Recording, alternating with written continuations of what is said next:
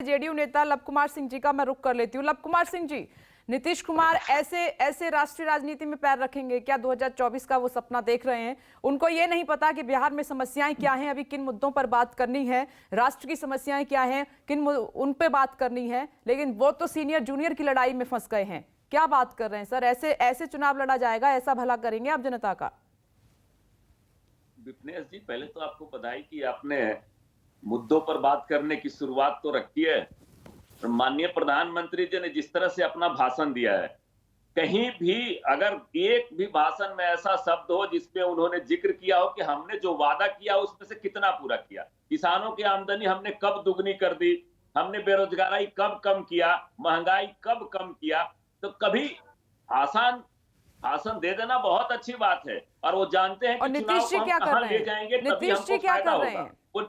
वो निजी चीजों पर फायदा उठाना चाहते हैं। और जहां तक, जैसे कल अमित शाह जी का भी भाषण आपने सुना होगा कि कांग्रेस के गोद में बैठ गए। अरे आज परिस्थितियां 74 से भी ज्यादा मुश्किल है।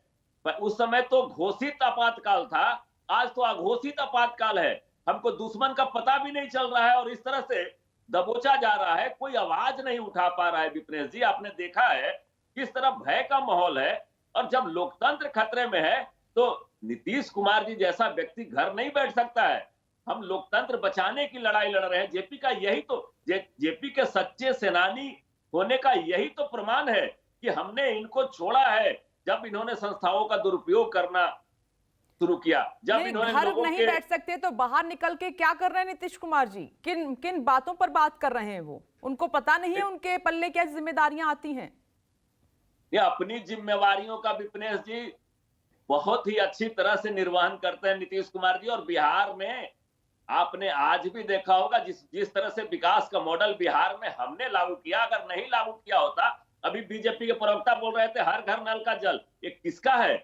ये आदरणीय नीतीश कुमार जी के ही नेतृत्व में हर घर नल जल की शुरुआत हुई, जिसको बाद में अडॉप्ट किया केंद्र ने। जल जीवन हरियाली, हमारे कार्यक्रमों को तो हमेशा केंद्र अडॉप्ट करते रहता है। लेकिन मैं आपको निश्चित तौर पे बता रहा हूं, इनकी घबराहट को मैं समझ सकता हूं। सत्ता जाने की घबराहट में इस तरह नीतीश कुमार पर अनाप शनाप बयान दे रहे हैं।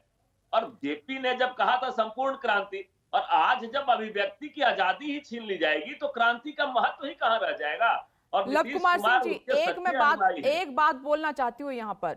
नीतीश कुमार जी की तैयारियां 24 को लेकर दिखाई दे रही हैं, लेकिन बिहार की जो जमीनी समस्याएं हैं, लगता है उनसे अब उनको कोई लेना देना नहीं है, क्योंकि उनकी बातों में कुछ भी ऐसा दिखाई नहीं दे रहा है। और एक बार मैं पता कर लेती हूँ, पटना से मेरे सहयोगी अमिताभ ओझा मौजूद हैं। अमिताभ, क्या बिहार में सारी समस्याएं खत्म हो गई हैं, कुछ नहीं बचा है? क्योंकि नीतीश कुमार तो एकदम से लोकसभा चुनाव पर अपना फोकस लगाए बैठे हुए हैं बिल्कुल। क्या बिहार में कोई प्रॉब्लम नहीं है लोगों को?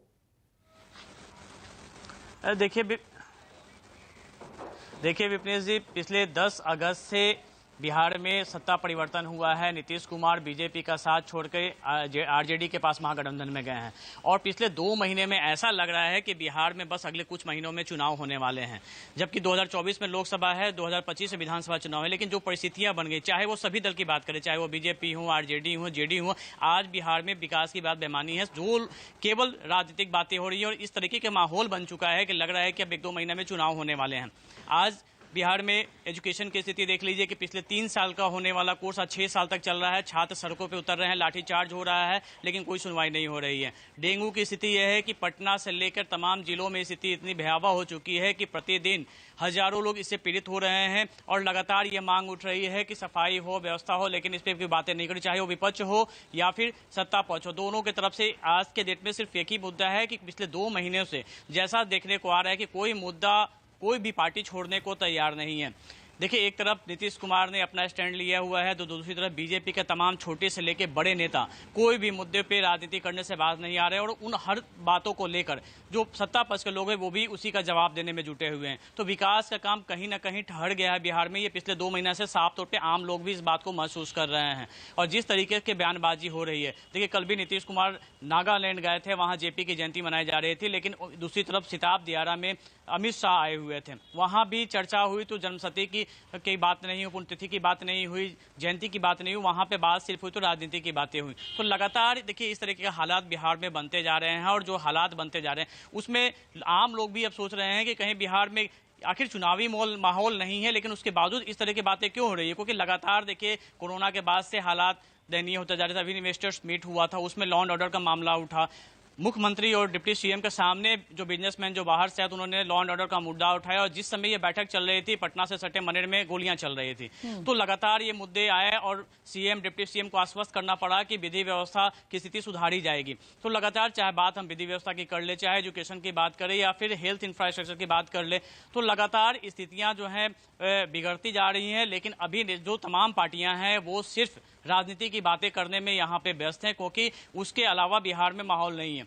लगातार 1 महीने के अंदर दूसरी बार अमित शाह बिहार पहुंचे हैं। पूर्णिया में उन्होंने रैली की, उसके बाद सीताब दियारा जो छपरा के इलाका पड़ता है वहां पे उन्होंने और की। आपने एकदम सही ऐसा माहौल बात बनाया जा कही रहा है है कि बिहार में तुरंत चुनाव, और दिखाई भी दे रहा है कि पिछले 2 महीने से कोई बिहार की समस्या की बात नहीं कर रहा है। चुनाव को देखते हुए अपने अपने हिसाब से हर कोई लगा हुआ है। नमस्कार, मैं हूं मानक गुप्ता। अगर आपको हमारा ये वीडियो पसंद आया हो तो इसे लाइक और शेयर जरूर करें, और हां, हमें सब्सक्राइब और फॉलो करना ना भूलें, ताकि आप देश और दुनिया की कोई खबर मिस ना करें। तो जुड़े रहिए हमारे साथ और देखते रहिए न्यूज़ 24।